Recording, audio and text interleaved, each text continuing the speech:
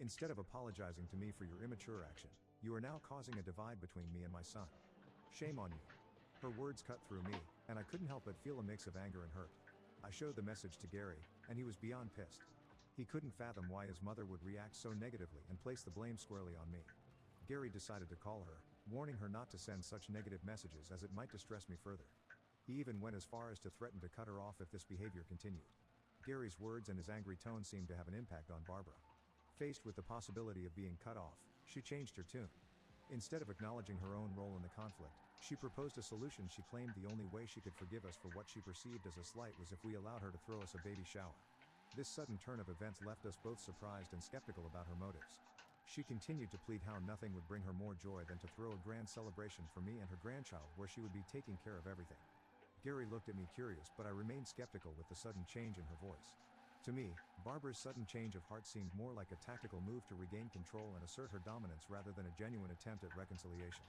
Despite my reservations, Gary, always wanting to find a middle ground and keep the peace, entertained the idea of accepting her offer. I expressed my concerns to Gary, stressing that accepting her offer might only fuel her belief that her behavior was acceptable. Gary understood my perspective but told me that he hoped that by allowing his mother to throw a baby shower for me could be a way for us to mend fences and create a more harmonious family environment before the baby arrived. I begrudgingly agreed, and Gary informed his mother to go ahead with the planning for my baby shower. She was overjoyed and expressed her gratitude for allowing her to take charge. Despite entrusting her with the responsibility, I had assumed there would be some level of collaboration, where she would seek my input and consider my preferences for my own baby shower. With the event still a month away, I anticipated more detailed planning to unfold in the coming week. However, to my dismay, I discovered that my mother-in-law had gone rogue. She took it upon herself to purchase all the decorations, choose the games, and plan activities without consulting anyone, including me.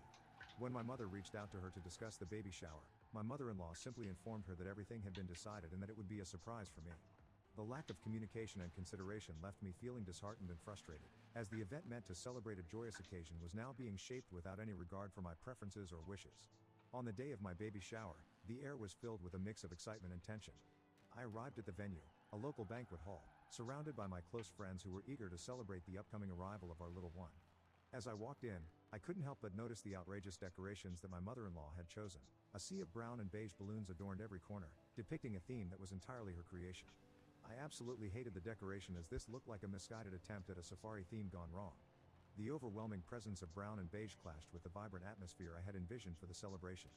I had imagined soft pastels and delicate touches for my baby shower, but clearly, my mother-in-law had gone the opposite way. The tension in the air escalated when my eyes fell upon an eye-catching display near the entrance, an enormous banner featuring an elaborate collage of my husband's baby pictures with Barbara. Everyone looked at it confused, as we couldn't understand why she would choose to display my husband's baby pictures during my baby shower. I looked at her questioningly and she laughed it off, saying that she expected our baby to look exactly like my husband and she was very proud of how cute my husband was as a child, hence she wanted to display it for everyone. I stared at her, trying to comprehend if she had actually lost her mind. It was clear that she was determined to make the day more about her own experiences as a mother than about the imminent addition to our family. As more guests began to arrive, their expressions ranged from confusion to polite discomfort looking around the room. The sea of brown and beige balloons, coupled with the towering banner showcasing my mother-in-law and my husband, created an ambience that was far from the elegant and joyous atmosphere I had envisioned for my baby shower. I exchanged apologetic glances with some of my friends, who clearly shared my sentiment. When my mother walked in, her eyes widened in shock, observing the absolute horror that my mother-in-law had unleashed upon the venue. Her eyes then locked onto the banner, and I could sense her disbelief at the audacity of showcasing a collage that, instead of celebrating my baby's arrival, seemed more like an exhibition of my husband's childhood. In a bold move, my mother walked over to the banner, her expression shifting from disbelief to determination.